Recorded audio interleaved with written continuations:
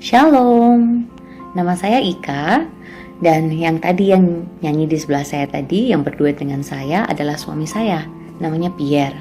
Dan hari ini saya ingin membagikan sedikit pengalaman hidup kami berumah tangga selama 14 tahun 3 bulan. Usia yang masih sangat belia ya, masih remaja, masih kinyis-kinyis, dan masih harus terus belajar dan berproses, masih harus terus belajar untuk saling memahami, mengampuni, mengasihi, saling rendah hati, dan saling sebagainya. Dan biasanya semakin bertambah usia perkawinan kita, tantangannya pastinya semakin berat. Semakin berat tantangan kita untuk tetap menjaga kehidupan rumah tangga yang bahagia, menjaga tangki cinta di dalam hidup rumah tangga kita tetap utuh.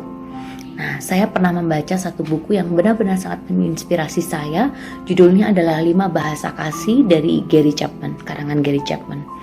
Dan di dalam buku ini dijelaskan 5 bahasa kasih, yaitu kata pujian atau afirmasi, yang kedua adalah quality time atau waktu untuk kebersamaan, yang ketiga adalah receiving gift, menerima hadiah, act of service, melayani satu sama lain, dan yang kelima adalah sentuhan fisik. Saya tidak mau membahas kelima-limanya hari ini.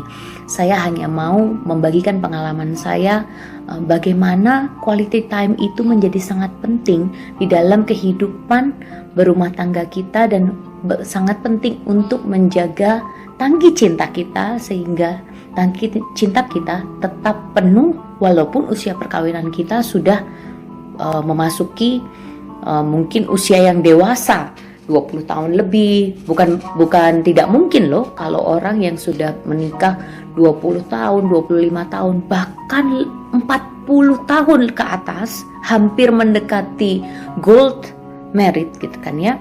Itu masih saja ada chance dan masih saja ada tantangan bahwa mereka ini bisa bercerai atau mereka ini bisa berpisah, dan segala sesuatu yang buruk masih bisa terjadi dalam kehidupan. Dan Tuhan membuat kami banyak belajar tentang quality time ini. Pada awal menikah biasanya kita merasa wow, dunia itu serasa milik berdua ya, yang lain ngontrak lah gitu. Dan semua berkat diberikan kepada Tuhan untuk kita.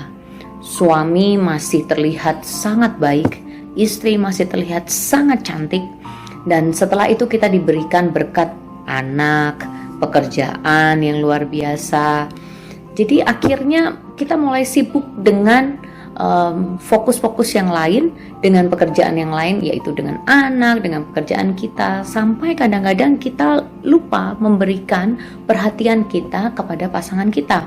Kita pikir aku sudah kerja dari pagi sampai siang untuk mengurus anak, dan sang suami juga berpikir bahwa aku sudah bekerja dari pagi sampai siang, sampai malam bahkan gitu kan, untuk mencari nafkah untuk keluargaku, untuk anak dan istriku. That's enough. It's not enough. It's really not enough. Perhatian kadang-kadang dengan kita sudah mencurahkan segala sesuatunya, bukan berarti pasangan kita akan merasa bahwa aku dicintai. Kadang-kadang tidak seperti itu, karena setiap orang mempunyai bahasa cinta yang berbeda-beda. Tetapi quality time ini mempunyai, menurut saya dan suami saya, dan ini pengalaman dari kami berdua, mempunyai khasiat yang sangat ampuh untuk kami berdua gitu. Dan kadang-kadang kalau dua-duanya sibuk, si istri sibuk bekerja, si suami juga bekerja misalkan, nanti pulang keduanya sudah capek, atau mungkin sibuk dengan anak dan sudah capek langsung tidur. Komunikasi mungkin dapat dihitung dengan beberapa kalimat saja dalam satu hari. Kamu sudah makan, Pak? Atau mungkin tadi nih si Anto nih, anak kita nih begini, dan that's it. Setelah itu kita tidur, kita istirahat, karena besok paginya harus kembali bekerja. Nah, di situ yang kadang-kadang kita merasa bahwa tidak ada pertengkaran kok, semuanya baik-baik saja. Tetapi hati-hati, karena tidak ada pertengkaran itu bukan berarti baik-baik saja. Kadang-kadang tidak ada pertengkaran, tidak ada konflik, Karena apa? Karena tidak ada komunikasi. Karena kita kurang berkomunikasi. Dan hati-hati, kadang-kadang yang seperti ini itu bisa menjadi celah. Kalau celah ini terbuka dan diisi oleh orang lain, nah ini yang berbahaya. Jadi ibaratnya seperti rumah, kita rumah mendirikan rumah di atas fondasi kan ya. Dan fondasi ini berlubang sedikit demi sedikit, sedikit demi sedikit, dan diisi oleh air yang lama-lama akan mengikis fondasi kita ini. Bagaimana dengan rumah kita? Akan hancur berantakan. Nah, di sini yang kita harus benar-benar sadari bahwa kalau celah itu terbuka dan celah itu bisa diisi oleh orang lain, dan ini akan bahaya untuk rumah tangga kita. Beberapa waktu yang lalu, saya mau bercerita tentang seorang teman saya yang curhat kepada saya dan suami saya bahwa suaminya berselingkuh. Kaget lah ya pastinya. Saya pun yang mendengar kaget, dan suami saya juga yang mendengar juga kaget. Kok bisa ya suaminya tega gitu? Si istri ini baik, dia kalem, dia mandiri, dia punya pekerjaan yang baik juga. Terus anak-anak yang terberkati, anak-anak yang pandai. Apa yang kurang dalam rumah tangga mereka? Tidak ada yang kurang, dan mereka pun bukan rumah tangga yang sering bertengkar loh. Mereka jarang bertengkar. Justru itu, apa yang kurang dari rumah tangga mereka? Saya pun bingung. Sampai-sampai saya tidak bisa tidur untuk memikirkan ini. Dan ketika dia share semua chatnya dengan chat suaminya, dengan selingkuhan suaminya ini, wow, sangat mengagetkan sekali. Kata-kata yang ada di situ benar-benar membuat saya tidak bisa tidur. Saya tidak bisa berhenti memikirkan itu. Ada apa sebenarnya? Kenapa? Kok bisa gitu? Dan saya mencoba mencari tahu. Saya berdoa, kenapa Tuhan?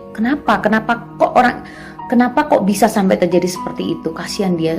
Saya bisa merasakan kepedihan sang istri ketika mengetahui suaminya berkhianat. Dan saya mencari tahu, saya mencari banyak artikel, saya mencari banyak video pengajaran Kristiani di YouTube tentang keluarga. Dan di situ saya menemukan satu hal, yaitu mereka kurang berkomunikasi, kurang berinteraksi, karena sang istri merasa bahwa saya sudah melakukan semuanya, ke rumah tangga kita baik-baik saja. Saya sudah melayani suami saya seperti sebagaimana seharusnya seorang istri. Tetapi kenapa kok suami saya tega berbuat itu?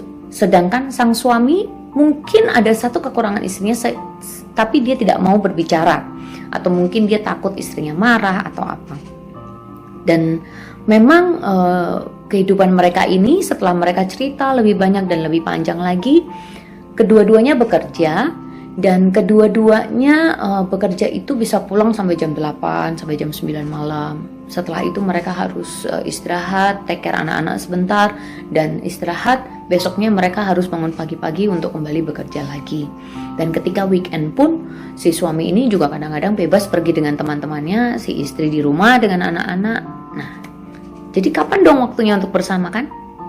Tidak ada waktu untuk bersama. Semuanya dihabiskan begitu saja, semuanya terkesan baik-baik saja, sampai akhirnya sang suami bertemu dengan seseorang yang enak diajak bicara. Nah, disitulah celah tertutup oleh orang lain. Puji Tuhan, Tuhan memperlihatkan celah ini sebelum rumah tangga mereka benar-benar hancur.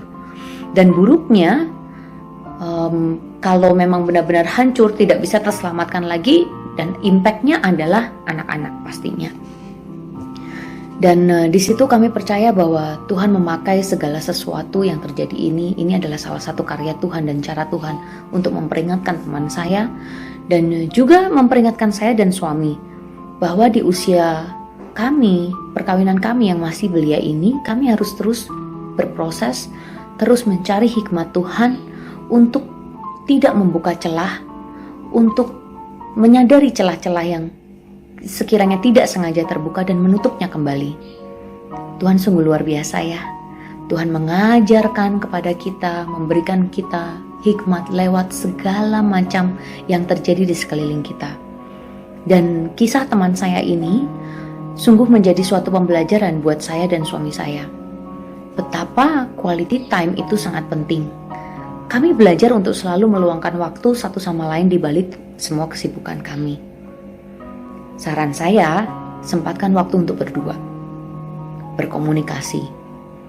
Oh, saya nggak punya pembantu, terus kalau berdua anak-anak gimana dong? Gitu. Tidak perlu meninggalkan anak-anak. Carilah cara yang pas dan tepat untuk kalian bisa menghabiskan waktu berdua. Misalkan, kalau saya ya sama suami saya, biasanya kita kebetulan punya satu sinetron yang kita suka. Saya bukan endorse ya gitu. Kebetulan sinetron itu di RCTI dan kita suka nonton sinetron itu. Jadi biasanya kita sore selalu kita sempatkan untuk nonton sinetron itu berdua sambil ngopi, sambil ngetes, sambil makan pisang goreng. Dan kita kebetulan suami saya juga suka masak. Jadi biasanya kita menghabiskan waktu juga di dapur bersama-sama. Nah, saya termasuk salah satu wanita yang beruntung ya, karena punya suami yang pintar masak gitu ya. Jadi saya nggak usah capek-capek juga untuk masak gitu. Terus mungkin bisa menyempatkan juga waktu berdua ketika berada di meja makan. Kalau di meja makan harusnya lebih asik lagi karena pastinya akan ada anak-anak di situ, bisa bercanda, bercerita gitu kan. Tapi biasanya kalau yang terjadi di keluarga saya, anak-anak ini biasanya sudah selesai duluan dan saya dan suami masih di meja makan sambil berdiskusi panjang lebar mengenai pekerjaan di kantor, mengenai segala sesuatu yang kami alami lah sepanjang hari itu. Nah, akhir kata, yuk kita berproses bersama.